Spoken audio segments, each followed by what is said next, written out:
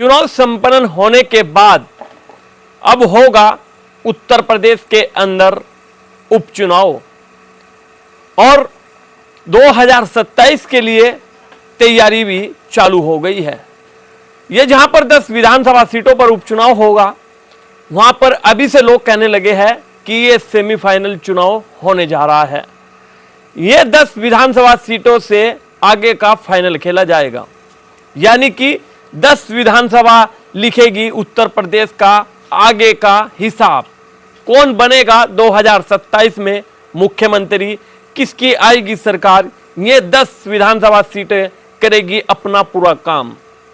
सियासी गलियारों में चर्चाएं बहुत है और हम लोगों को सूत्रों से मिली जानकारी के अनुसार बता रहा हूं कि सहारनपुर से भी एक नेता लड़ेंगे विधानसभा का उपचुनाव।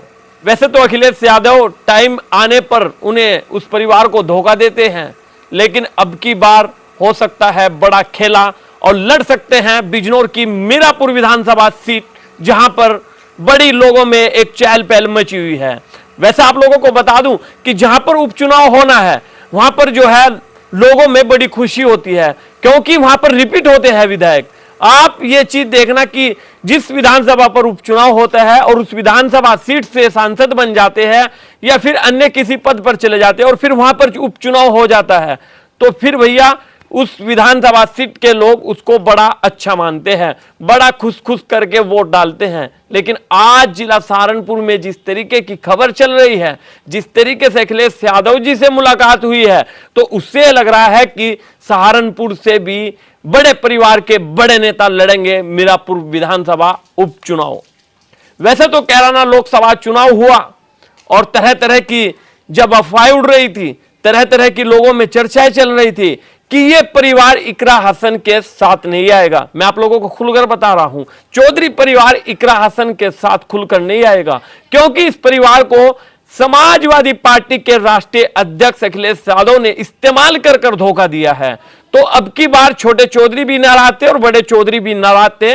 लग रहा था कि चुनाव से पहले बड़ा खेला होगा, लेकिन अखिलेश यादव की समझदारी, जिला सहारनपुर के बड़े बड़े नेताओं की समझदारी वो कामयाब हो गई। मैं आप लोगों को एक बात और बता देता हूं, अगर चौधरी परिवार इकरा हसन के साथ ना होता तो रिजल्ट जो है वो भारतीय जनता पार्टी के पक्ष में होता।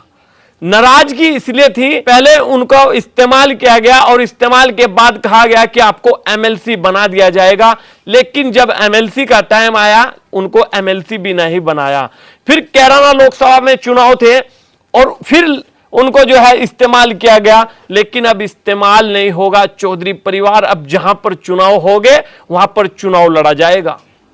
जैसे ही अखिलेश यादव जी से मुलाकात हुई चौधरी रुद्रसेन जी की, तो उससे सियासी गलियारों में चर्चाएं बन गई है और लोग कह रहे हैं कि बड़े चौधरी ही अब की बार मीरापुर में उपचुनाव लड़ने की तैयारी में है। अगर आपको ये जानकारी अच्छी लग रही हो तो कमेंट करते जाना, क्योंकि भैया ऐसी न्यूज लाते हैं जैसे हमें लोग चर्चाओं में बताते हैं, हम लोग खंडन कर देते हैं। हम पक्का नहीं बता रहे हैं कि टिकट होगा, लेकिन जनता में जैसे उनकी मुलाकात अखिलेश यादव जी से हुई तो उससे लग रहा है कि भैया टिकट होगा ही, क्योंकि यह परिवार सहारनपुर से लगाकर पूरे पश्चिम यूपी में अपना दबदबा रखता है। लोकसभा चुनाव चल रहे थे और इकरा हसन से उनकी नाराजगी चल रही थी, तो भैया अखिलेश यादव जी ने बड़ा दिल दिखाया। जिले के नेताओं ने बताया कि कैराना हम जीतने वाले नहीं है, कैराना हम हार रहे हैं। अखिलेश यादव जी ने बड़ी समझदारी की और अपना स्पेशल विमान भेज दिया इस परिवार के लिए और लखनऊ में बुलाकर इनको आश्वासन दिया कि भैया अब की बार जब भी हम लोग कहीं पर भी कुछ करेंगे या हम लोग जब भी पावर में आएंगे तो हम लोग आपको पद भी और टिकट भी देंगे। तो भैया चौधरी परिवार के लोगों में बड़ी खुशी है कि भैया बड़े चौधरी जो है रुद्रसेन जी चुनाव लड़ने वाले हैं मीरापुर विधानसभा सीट से और छोटे चौधरी इंदरसेन जी लड़ेंगे 2027 में गंगो विधानसभा से। अगर आपको मेरी इंफॉर्मेशन अच्छी लगी हो तो चैनल को सब्सक्राइब करें, मेरे फेसबुक पेज को भी फॉलो करें। मिलता हूं आपको किसी नई वीडियो के साथ, तब तक के लिए शुक्रिया। जय हिंद।